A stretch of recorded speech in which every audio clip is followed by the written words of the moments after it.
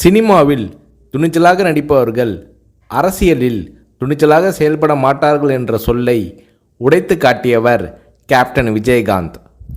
தமிழக அரசியலில் துணிச்சல் மிகுந்த அரசியல் கட்சி தலைவராக கேப்டன் விஜயகாந்த் அவர்கள் உருவெடுத்தார். கடந்த 2011ஆம் ஆண்டு சட்டப்பேரவை தேர்தலில் வெற்றி பெற்று எதிர்க்கட்சி தலைவராக கேப்டன் விஜயகாந்த் அவர்கள் தேர்வானார். அப்போது தமிழ்நாட்டின் முதலமைச்சராக ஜெயலலிதா அவர்கள் இருந்தார். இந்த நிலையில் சட்டசபை கூட்டத்தொடரில் பால் மற்றும் மின்சார கட்டண உயர்வு குறித்து தேமுதிக சட்டமன்ற உறுப்பினர்கள் கேள்வி எழுப்பினார்கள். அப்போது அதிமுக தேமுதிக எம்எல்ஏக்கள் இடையே கடும் வாக்குவாதம் ஏற்பட்டது.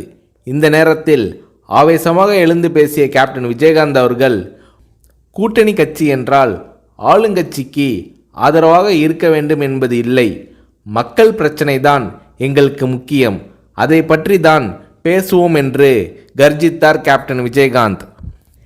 இந்த நேரத்தில் ஜெயலலிதா அவர்களும் கேப்டன் விஜயகாந்த் அவர்களும் மாறி மாறி கடும் விவாதத்தில் ஈடுபட்டனர்.